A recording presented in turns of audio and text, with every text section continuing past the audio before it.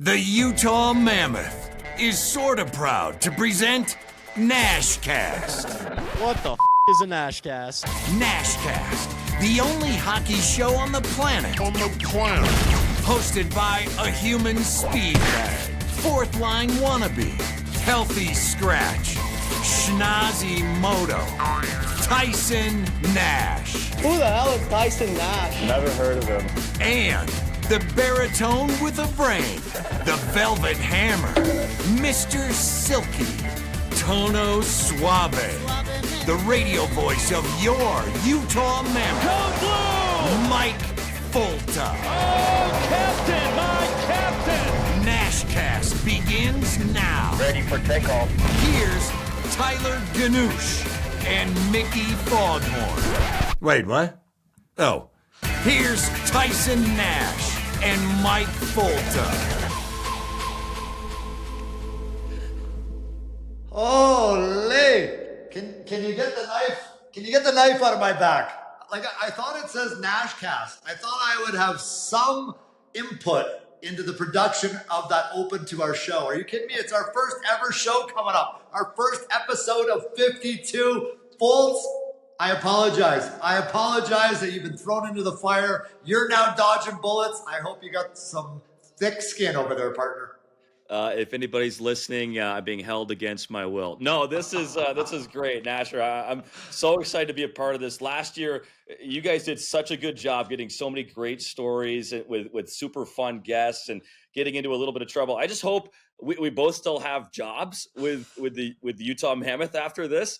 But I'm excited to be a part of even more storytelling this year. And yeah, I mean, so there's got to be an adult on this show somewhere, right? So I guess that's me playing a little bit of babysitter here. And no, it's going to be a blast, man. I'm excited.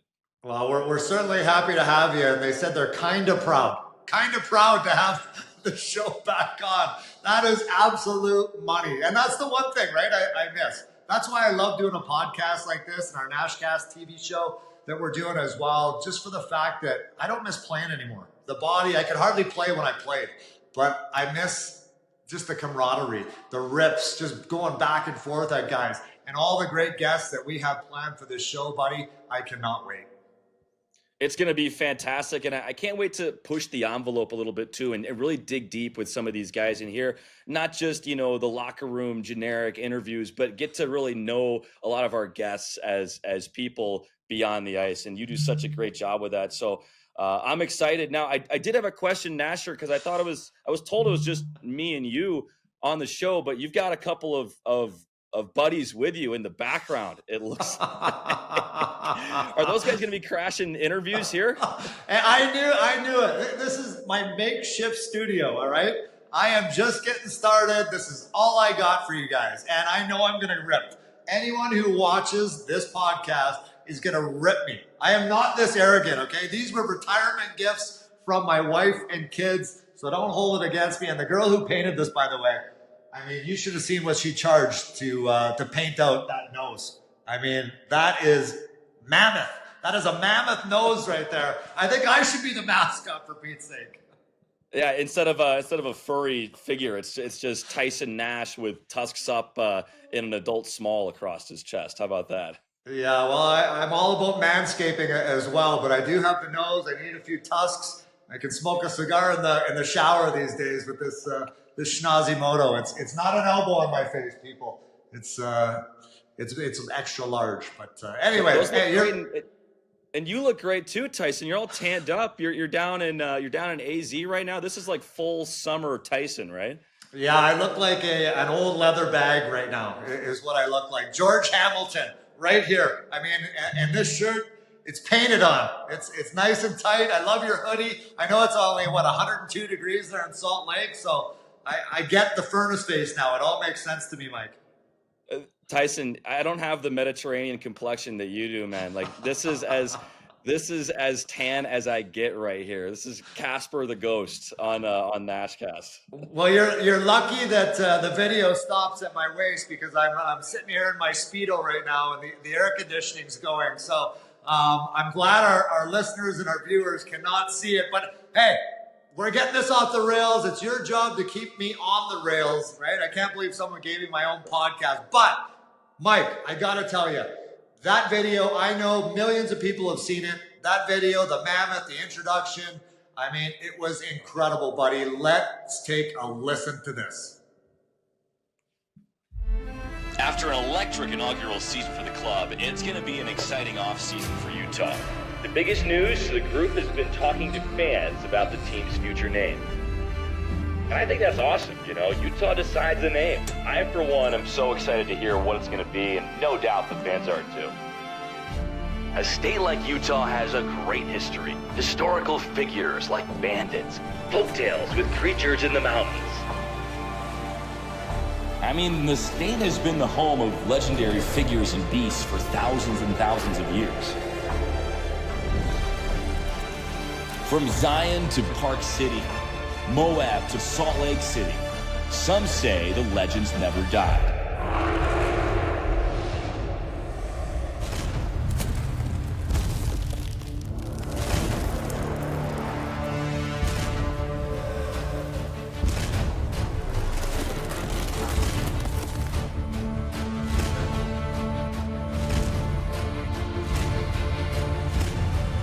They once roamed Utah, and now they roam again.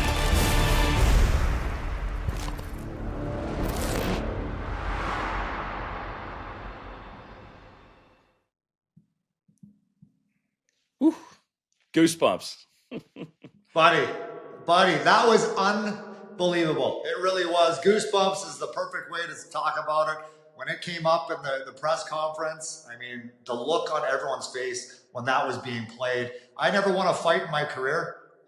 You heard it. They called me the human speed bag. But I would go through a wall after watching that video in your voice, buddy.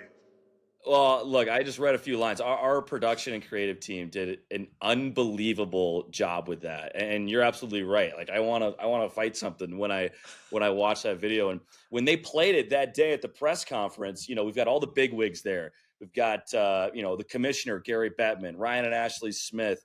You know, we've got players. We have all the political who's who in Utah, and you know, Caroline Klein, who's running the press conference, starts out with, but first, let's watch a short video. And I'm kind of like fist bumping in my seat because I'm like, that's me. Everybody's listening to. So it was a little bit of personal pride, but I had very little to do with it other than just reading a few lines. So it was super cool to be a part of. And man, what a summer so far for the Mammoth. It's the summer of the Mammoth between, you know, draft signings and of course the rebrand. Like it's a good time to be a hockey fan in Utah. Well, and that's what this show is all about, right? And that's what we're going to be doing. I know you're going to be my co-host for the first 4 or 5 shows in June. We're going to do some heavy lifting. We're going to talk to a lot of the current players, right? Giving our fans and really hockey fans all over the world just a glimpse, inside look at not so much just the locker room. I think you mentioned it earlier, but just like the funny stuff, right? Deep dives into their training, stories that they might have, their roommates. So I cannot wait to bring the shenanigans to the show. That's what this is all about. Bringing the thunder and bringing the shenanigans, and really, there's no better person to kick things off with than our first guest. We're bringing out the big guns here early in the summertime, and we're excited to bring on guest number 1 here of this new season of Nashcast. The big guns. Are you kidding me? Our first ever show, and I have to apologize to him already, but we got the big cheese, the architect of the team. They're in meetings. They got the combine going right now in Salt Lake City, but who else? We got to bring in Bill Armstrong, the architect, the man putting the pieces all together. Welcome, Bill. Well, thanks, guys. That's the best intro in sports. Your show's incredible. That intro is the best. I've never seen anything like it. Well, it is Ryan Smith, right? Ryan and Ashley, they pull out all the stops. As you know, but Bill, tell us what's going on. Where are you right now? I know you've said you've been in meetings. You guys are busy. I see the smoke all the way from Phoenix here. Yeah, well, we're hammering it right now. We just get done the amateurs, and what we do is we come together as a whole hockey ops. But you got the amateurs that come in the first couple of days, and we were grinding on that pick. We're picking at 4, so you can see me smile on that one. That's incredible. We're grinding away on that, and at the same time, when the development staff comes in, and they're working on all our players that we've drafted before, and then you got the pro guys in another room. So we have 3 rooms going at the same time for it seems like about 7 straight days in a row. So she's a bit of a grind, but it's awesome. We got really good people in this organization that come in that want to master their craft, and it's just been amazing. But it's tiring at the same time. So then we're out tomorrow to the NHL Combine. So this is busy time of the year for us, and it's an exciting time of the year. Well, that leads me to my first question, Bill. And I know I talked to you about this on the Nashcast, the TV aspect of it. We were kind of at the end of the season. The team was making a push for the playoffs at that moment. But I don't think there's a GM. And I say this because I respect the hell out of you, all that you have been through as a general manager, the move with the team. But no GM has been through more in pro sports, I don't think, than yourself. The depleted draft picks when you took over in Arizona, the bankruptcies, ownership changes. But have you had a chance now? I know you're in meetings, but now to kind of decompress and appreciate all you've accomplished? Well, we do. We know the worst and we know the best. And you talked about it earlier with the Ryan Smith and the SCG and his wife, Ashley. It's the best. And I'll talk about the momentum that we get from the great ownership that we have here is, I brought, some people by and I said, look, we're releasing the logo. That's incredible. We're changing the name of the thing. It's incredible. They've involved all the fans. The fans get to choose it. Massive project. At the same time, they're redoing the Delta Center. They're blowing it up from the outside, from the inside. They've got that full under construction, 20 hours a day. And at the end, it'll be 24 hours a day. And they're crushing it. And I think they're ahead of schedule. At the same time, they're building a full-on elite practice facility, and it's incredible. It's incredible. It's a double sheet. It's the best of the best. It will be the best practice facility in the NHL. All 3 things happening at the same time. So it's been incredible to be a part of that, and the momentum. We just lucked out at the same time, and we went from 14 to 4. So we've got an incredible young team, and what I love about our team also, our guys go to the Worlds, they win that. We got the young prospects, our 2 Russians that we just signed out of the draft. They won, the KHL championship over there. And we got kids that we drafted are playing for a national championship in Canada right now. So we've got a lot of momentum. There's a lot of great things that happen inside this hockey team. And it's just been it's been a roller coaster of emotions from the worst experience of not knowing what was going to happen and the team moving to landing in Utah and this happening, and it's been an incredible experience for us. Well, Bill, you mentioned the rebrand. You're repping the Mammoth. I've got the Mammoth head. Tyson's got the tusks up going. You told a funny story earlier about getting mobbed when you were wearing the Mammoth gear in the hotel. One, do we need a personal bodyguard for you on the road? And 2, what's kind of been the feedback from other teams, other executives around the league about, the process that this team underwent when it comes to the rebrand? Because that's been the start of what's been a very exciting summer so far. Yeah, people go crazy for the Mammoth, and I forgot I had it on, and I basically walked into a nightmare situation where there's 3,000 Canadian kids in a lobby, and the Mammoth had been released the day before, and they saw that and they just went nuts. And as I jumped into and closed the doors quickly before they were able to get on into the thing, they realized I went to the 9th floor.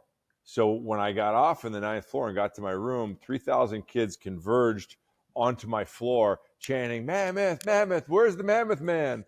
And they were banging on all the doors looking for merch. So they thought you were the mascot too, Bill. Yeah, I think so. And so, but it's been a great rebrand.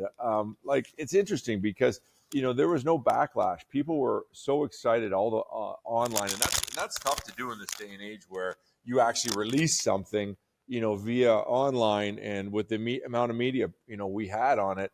It's tough, and it all came back positive. And we've had some good jokes in the meetings where the guys would be like, you mess with the Mammoth, you get the tusks, boys. You get the tusks. So there's been a million jokes going on, but it's been awesome. It's just been awesome. So they've done a nice job with the logo and the name and everything else. Bill, I got to ask you another question. Again, something outside the box, right? Hockey players, it's tough enough to play in the league and have success, let alone what this group really kind of went through, right? And I don't think anyone, unless you're in that inner circle like you guys were, understand what all the players had to go through, all their wives. I mean, you're picking up, you're leaving Arizona, you're moving to a new city. You don't know anything about the city. You don't have a babysitter. You don't know what restaurants to go to. You don't have a real estate agent. You got to find a rental property. But how proud are you of your group and the success, obviously, they had this year? Because it doesn't happen to many hockey players to go through what your group did. Yeah, everybody on our staff, from our analytics people to our coaching staff, to our players, to our trainers, experienced a bad moving story where something didn't show up. Or it's just bound to happen. So there was a lot of distractions as we were moving in. At the same time, we were creating, a brand new facility, that we had kind of like quickly renovated, which is like a temporary practice facility.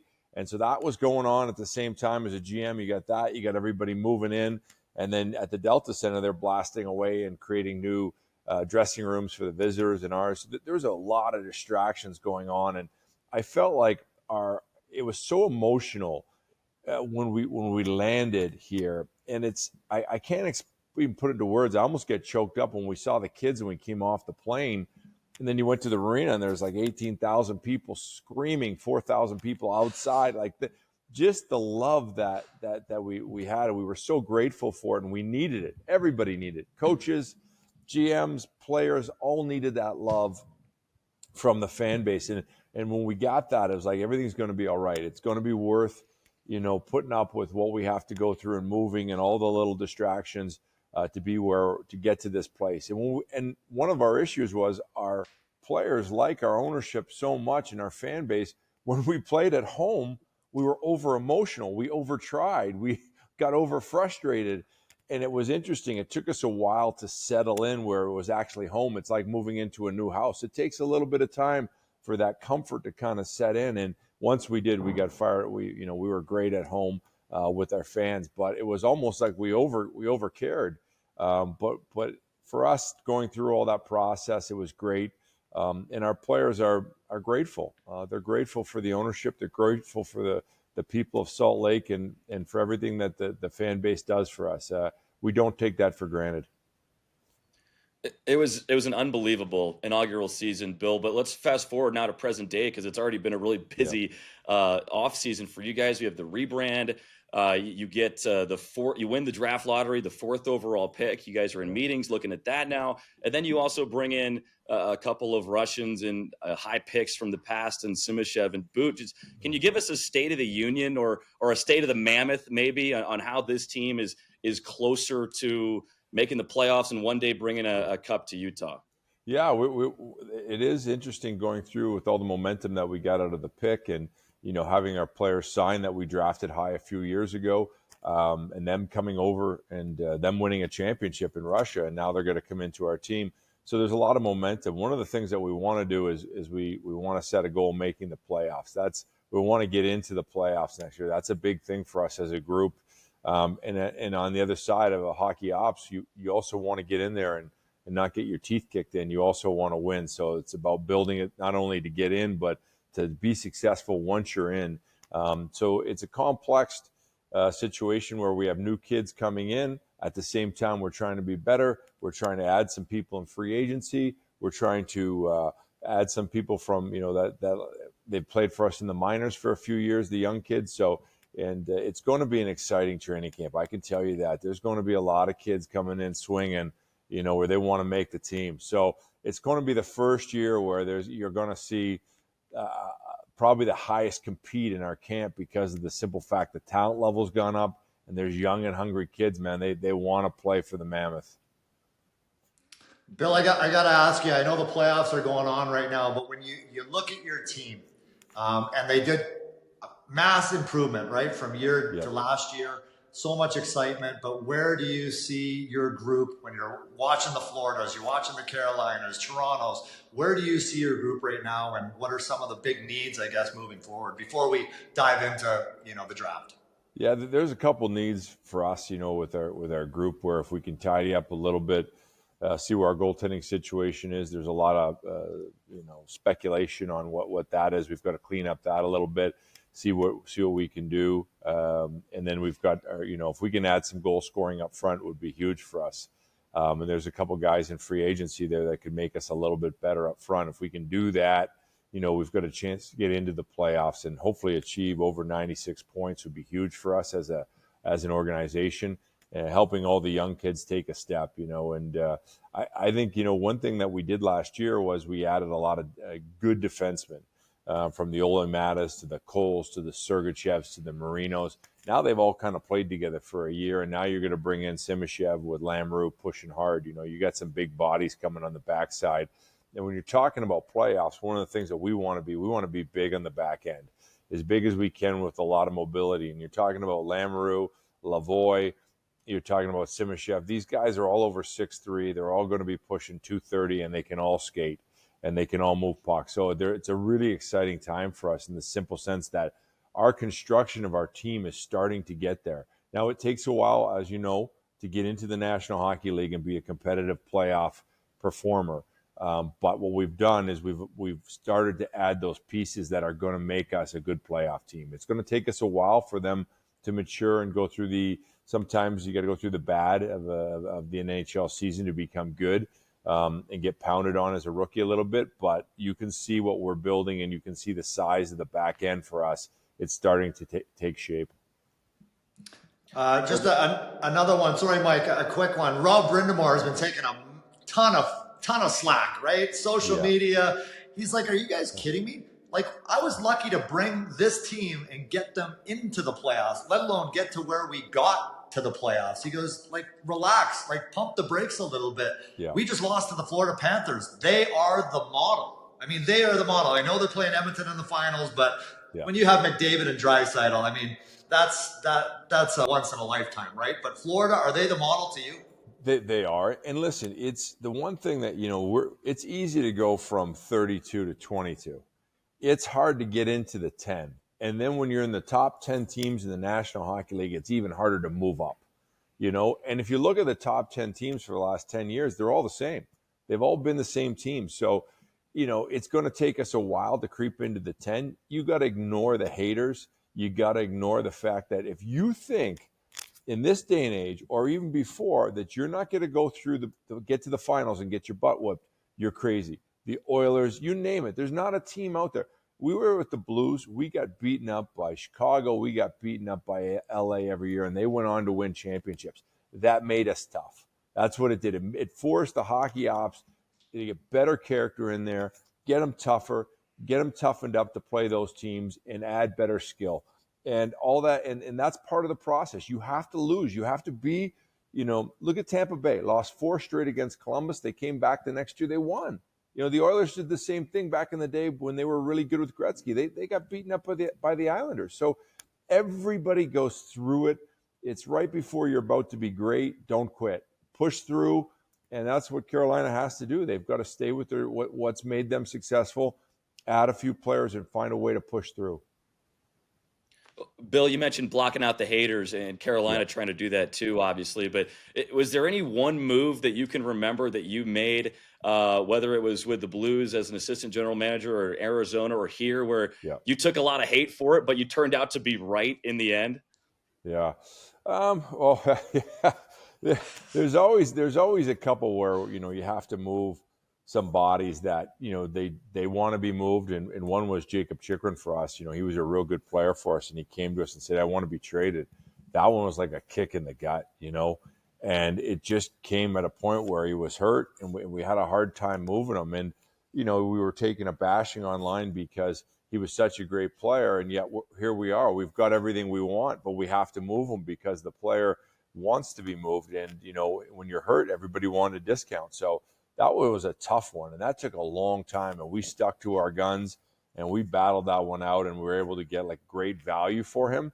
but it was a battle. And the social media, just the punches in the face you took every night, that's the hard part. But at the same time, you got to always stick to in your gut to do it right. You know what's right. You got to do the right thing. And sometimes you just got to weather the storm socially and let that storm die down. And eventually when it does, you can make the moves you need to.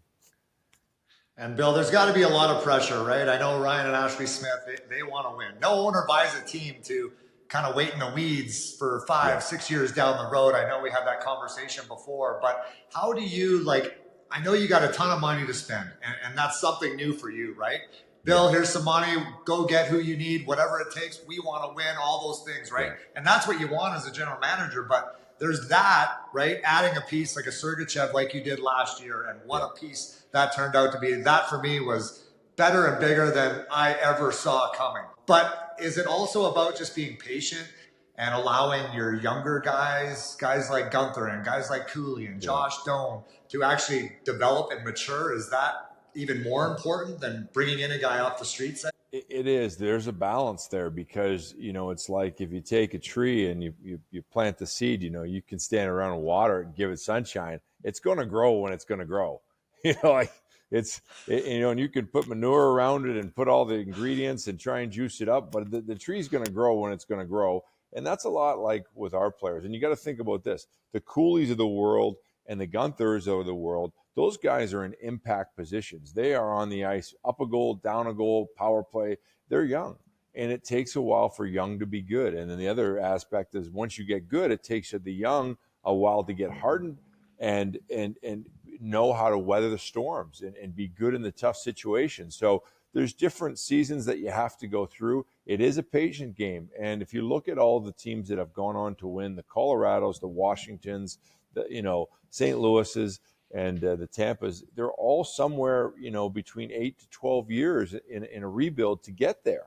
So unless you draft Crosby, at 1 and get Malkin at 2 and Fleury at 1, it's going to take you some time to kind of build. And the good news for our fan base is that as you go through that, we're good. We're still an exciting team to watch, and it's fun. We're winning games, and we play the right way. We play a fast brand of offensive style with our guys, and so it's an entertaining style. I think we were 3rd in the league for fights last year. So all these things are as it goes along, you can't rush the process. You got to be patient, and that's hard for everyone. It's hard for the fan base, it's hard for the GM, and it's hard for the ownership. But if you stick with it, and in this particular case, because we have so many prospects coming, that if we do this properly, we're not only going to be good now, we're going to be good in 10 years and keep going, and that's the hard thing is we can just be a one-hit wonder and just, roll the dice and put all the money down. But we want to be good for a long time. And what we've done is draft well, and I love what our scouts have done and some of the picks that they have and some of the picks that are coming. We're going to be good for a long time. We just have to have the patience to continue to grow our young prospects and move at the rate that they are. And if we can do that and add people around them and make our young guys successful, give us a chance to compete right now to play in the playoffs and slowly get past the first, get past the second round, and eventually we'll get a chance to win a championship.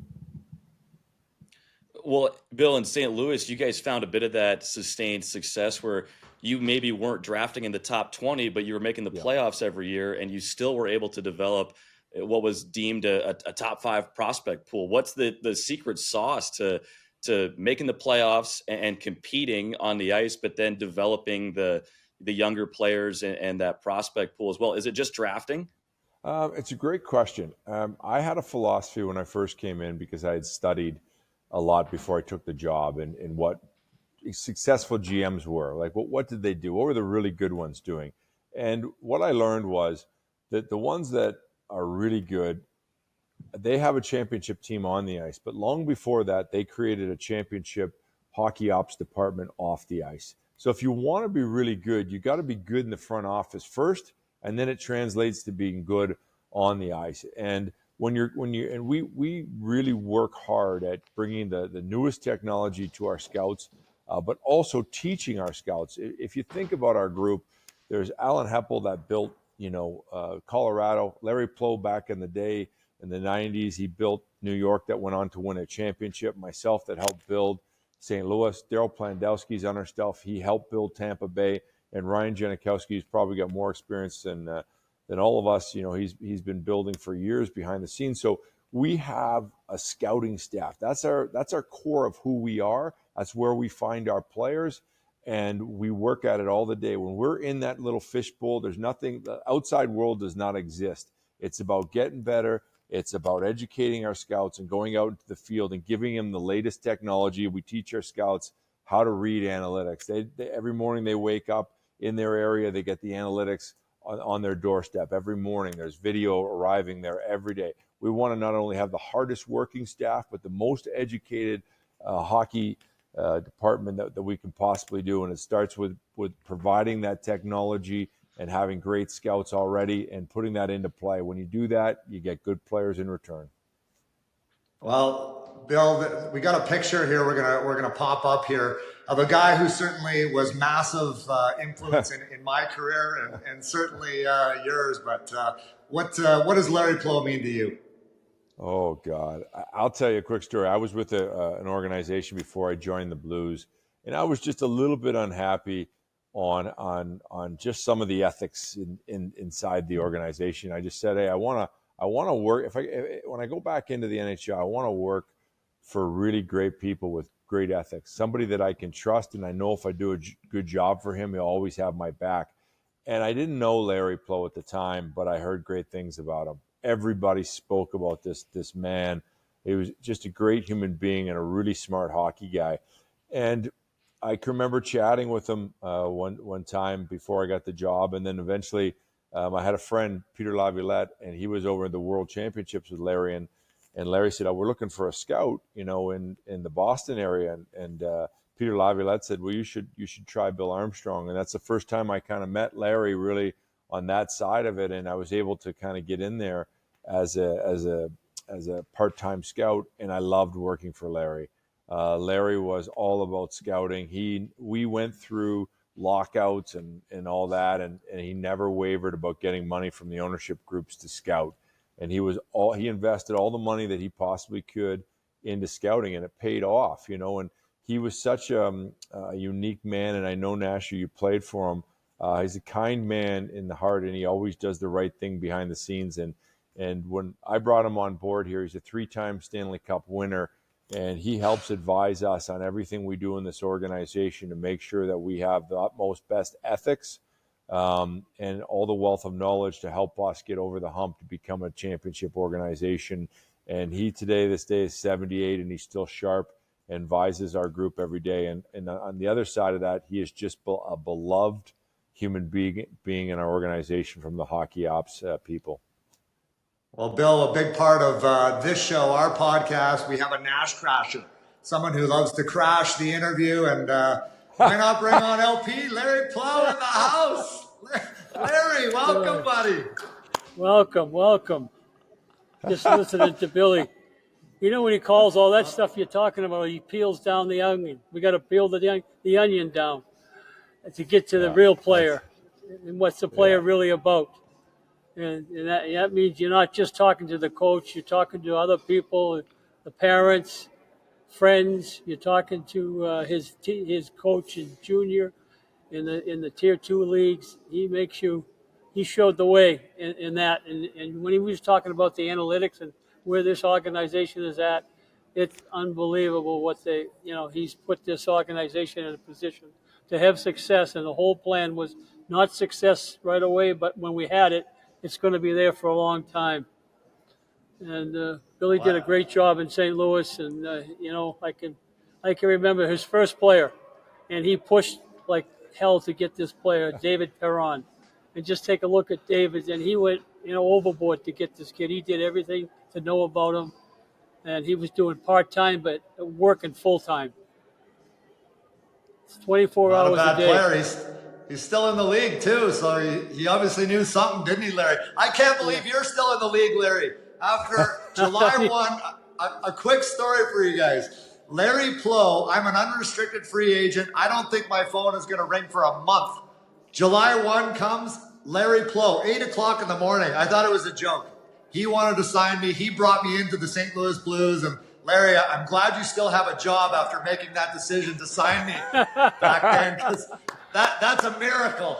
That's a fireable offense right there. Yeah, he gave us both, Bill and myself, really our first starts in the National Hockey League. I remember Billy playing in the American Hockey League. I coached against him, and the talk before the game is make sure you got your head up. He might not have the best skill in the world, but he's going to come at you. You're not going to have fun playing against him. And it's the same thing for I had Nasher. to play against him. That black mustache or that black mouth guard he had, he was a scary animal. Pretty intimidating.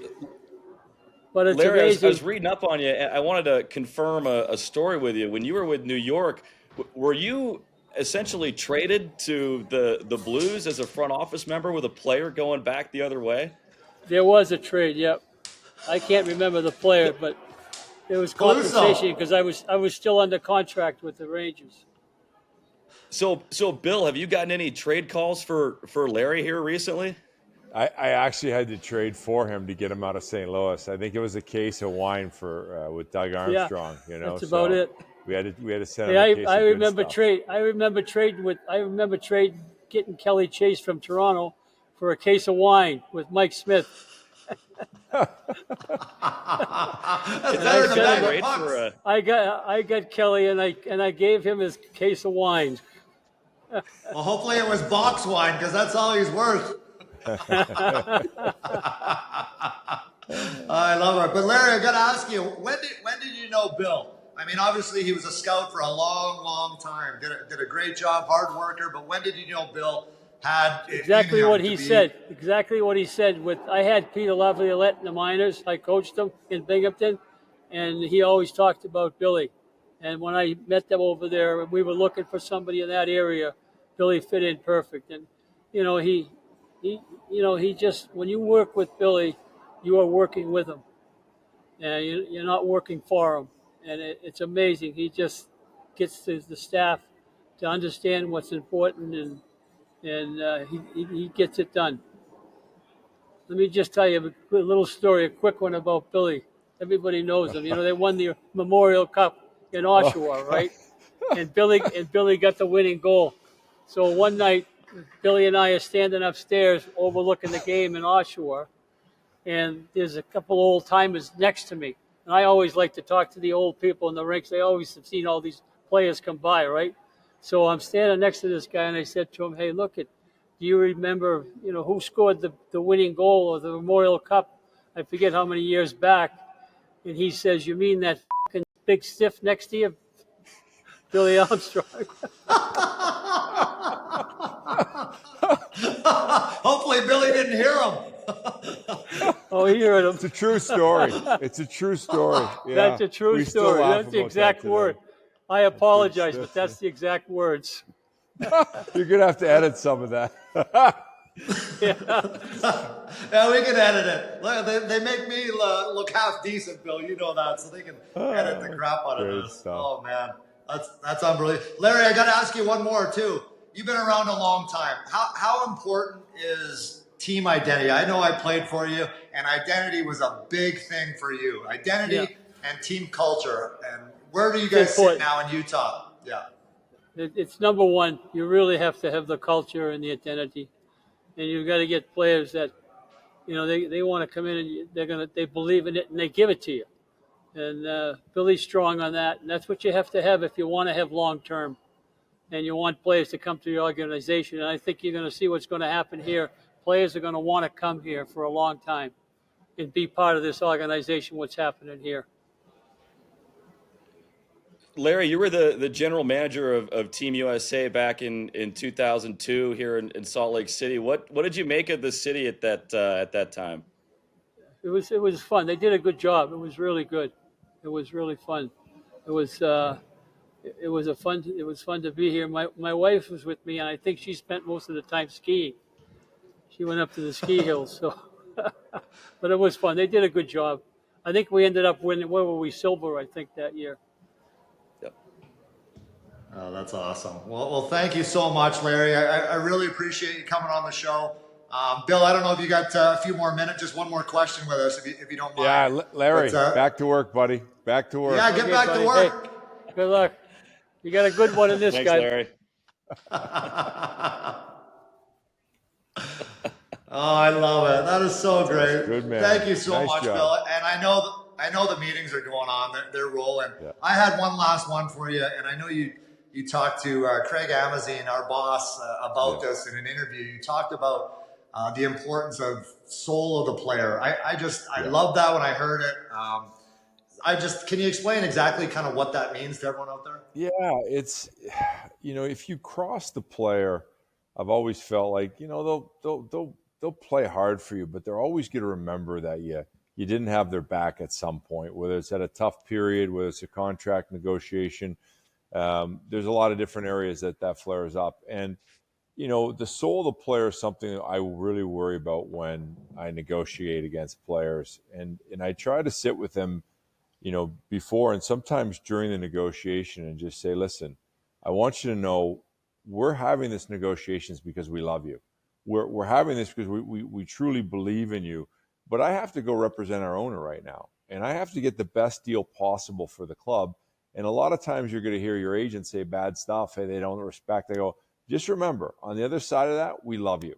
We just are doing business, and that's what it is. And we don't want to cross you. We want to make sure that you understand through this process that we love you. We're trying to get a contract done because we believe in you.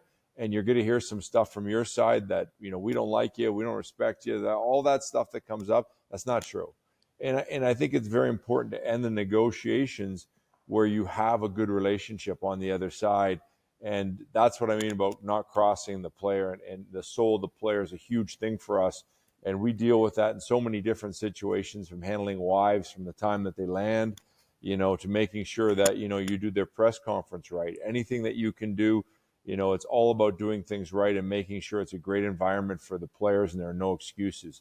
And I think also, too, in this day and age, from when you played, Tyson, you'd get on the plane after the game and the GM wouldn't say a word to you and you have this straight look on your face and, nobody said anything. And, it's a different environment in the NHL now where, they're not afraid to talk to you. And you have to have these relationships with them. And you're not only with them, their parents are also getting on your plane for the mom or dad's trip, or it's the sibling trip, or it's like, we've now have, a facility after the game where we all eat together. So it has changed a lot in that thing, and where you have to have really good relationships. And I think what's helped with me also too is my son.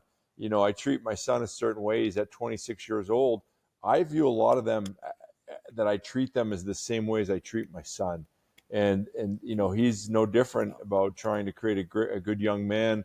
There's times where you have to be hard on him, but you do it respectfully, And I think that's the point of not crossing them and keeping the soul of the player, and pointing them in the right way.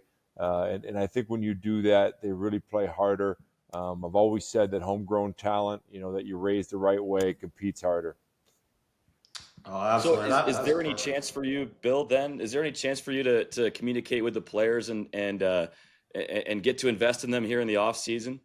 Yes, absolutely. We talk on a regular basis and texting to find out, making sure their training's going right, making sure that they understand how important it is in the summer to have that right setup and train. And I think, it's a new touchy-feely era of players where, you have that contact. Back in Tyson's day, you didn't have those texts to show encouragement, or when something good happens in their life away from the rink, to send them a nice text, whether, they're getting engaged or, they're having babies. It's a different, and my wife is truly probably one of the most friendliest human beings on the planet Earth. That's always involved, and she loves the wives' stuff, to have them over for dinners and that. So it's really about making their experience the best and bringing them in and really honestly treating them like your family.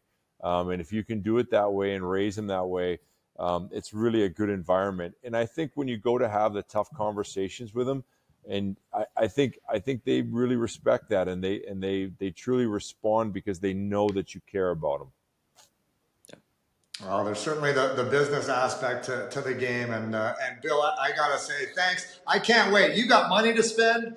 You got a draft coming up. You got free agency. This is your Stanley Cup. I know as a general manager. And you're right. Your wife is a saint. And I saw your calendar between your wife, Kyla, and Aaron. My God, dude. When do you have time for anything else? So thank you for joining the show. Thank you guys very much. I want to see your tuss up. How do you do it? Because we did a team photo the other day and everybody did it different. Is that yours? Mike, what's yours? I'm all in on this one right here. Oh, yeah. I love it. I'm going with this one. Pat McAfee gave me this one the other day. So Gave me that one. I like that one. Oh, yeah. It usually comes with a drink, too. Especially in that barn. Well, thank you, Bill. I appreciate it. Whereas William, thanks, gentlemen. your wife calls you William. I love it. Shh. We'll see you. Appreciate it. Well, oh my God, are you kidding me? How good was that? That was absolutely unbelievable. Bill Armstrong, our first ever guest. I mean, the architect of the team, the guy putting all the pieces together, Mike. And how about the Nash Crasher? That's what makes this show so great. The surprise crash by Larry Pleau, the guy that got it all started for Bill Armstrong and actually myself in St. Louis. He gave both of us our first starts in the National Hockey League. We had some good moments and some really great stories in that whole segment there, Tyson. But I think Larry coming in with the heat was the best part of that whole interview. That was unreal. It was. And you know what? Like, Larry is unbelievable, right? He's the sweetest man, like just so calm. You see him in the rink, you see him in the press box. I mean, this guy is everywhere, right? But I'm in St. Louis. I'll never forget. He was my general manager. And this sweet guy would come in when we were playing like crap. He comes in, doors fly open. We're in between periods. He flips over the Gatorade table. Gatorade goes flying all over the place, and he's yelling and screaming, "Nash, what the hell's wrong with you? I didn't even know you were playing tonight. What the hell's going on?" Larry? Oh, yeah, like unbelievable. I'm like, is this the sweetest Larry? Oh my God, who is this man? Like, it was like Jekyll and Hyde. But that's the whole GM job, right? The GM role, and he played it to a T. Yeah, he was hilarious. I thought you asked a great question when you asked Bill about the soul of the player, and his response, I think, makes him one of the most unique executives in the league, where he's taken time to get to know guys and really considering the player during those negotiations. I mean, Tyson, you've been through those negotiations, right? Like, those can get ugly. Oh yeah, they are tough. I needed a counselor. I needed a mental coach after some of those meetings. But again, like, that's how the game has evolved, right? Like, the players are evolving, but coaches, I mean, you don't see the Ken Hitchcocks and the Mike Keenans anymore because you have to evolve. You can't treat players like you used to treat them.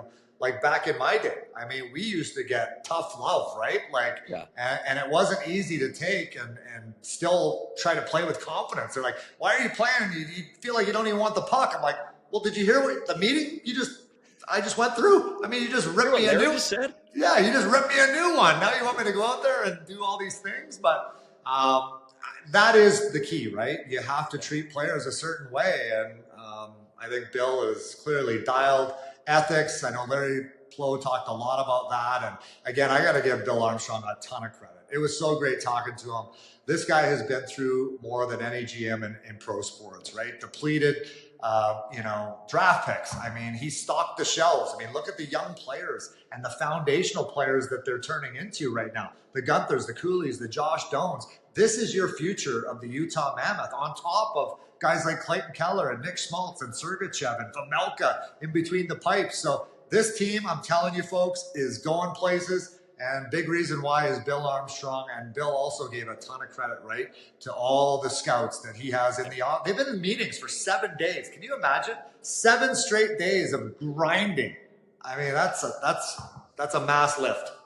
Well, we could have gone like 2.5 hours with him, right? Like, I'm glad he just gave us 30 minutes, especially with his scouting background. You know that he loves this time of year when he gets to kind of get back into that scout mode. I thought, Tyson, I don't know if you picked up on this, but you could hear the excitement in his voice when he was talking about the guys who were on the way that maybe are in the prospect pool a little deeper than the surface layer. And we're not even thinking about them because we're seeing the NHL team, but there are a ton more of these young guys on the way to help the team. And you could hear his excitement talking about free agency, the draft. Like, he just feels like the team is in a really advantageous spot right now to take that next step. And it was kind of dripping off of him, I thought, in that interview. But it was great to hear from him, and we'll try to get him on more throughout the year, just to get his take on, drafting 4th overall and more on free agency. We got these Russian kids coming over, so much stuff to talk about, along with those other Larry Pleau stories and stuff like that go beneath the stats. You know what I would love to see? I would pay to be a fly on the wall, because I know a lot of those players, or ex-players I should say, are in those scouting meetings, right? Those aren't easy conversations. I can't imagine everyone sitting in there singing Kumbaya and group hugs, holding hands, talking about every individual player that they've scouted all year, right? One scout agrees, another scout's like, that guy's crap. I would love to see like a Larry Pleau. He probably comes off the top rope, right? Like he did in the locker room, like Bam Bam Bigelow, right? We need to find your scouting profile, Tyson. We need to find what they were writing down on you.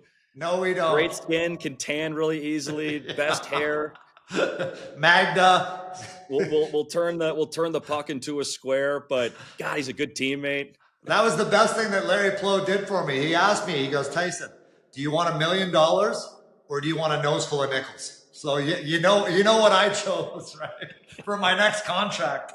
But anyway, it was great. And the other thing, the last thing I'll say, Mike, is the excitement now for Bill, right? I mean, he has got a massive wallet that he's sitting on with Ryan and Ashley Smith, who want to win, right? They want to win now. I think if anything, Bill's trying to pump the brakes a bit and go, okay, we got to wait a little bit, but he's got money to spend. He's got a beautiful city to sell. He's got one of the best arenas in the National Hockey League to sell. Look at the fan base that they've had in year one. That's only going to increase and get better and louder, right? But also, like, not hard to sell Salt Lake and the beauty of Salt Lake. Yeah, the only downside is if you're a player, you might have to go on the Nashcast and be subject to the shenanigans. But other than that, yeah, it's great. Yeah, you got to turn down the contrast on my tan, right? I'm like an old Gucci bag here. At least it's Gucci, but it's leather. You sign with Utah, you'll get an oil painting of yourself. Actually, just an oil painting of Tyson. I got a few more of these if you want. That's what you get for coming on the show. You got a Tyson Nash oil painting.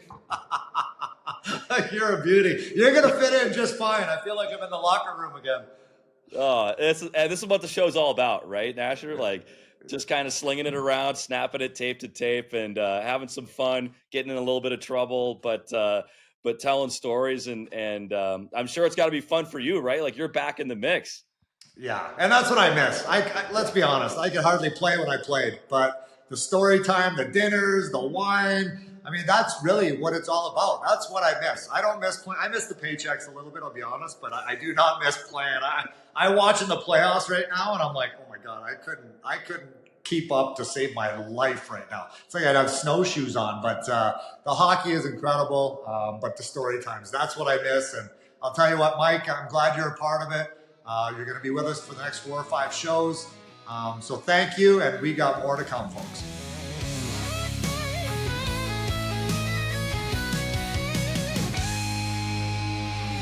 Tyson Nash on the mic for real. Stories that'll make you feel. Hockey tales from days of old. Fists flying and hearts of gold. Skating hard.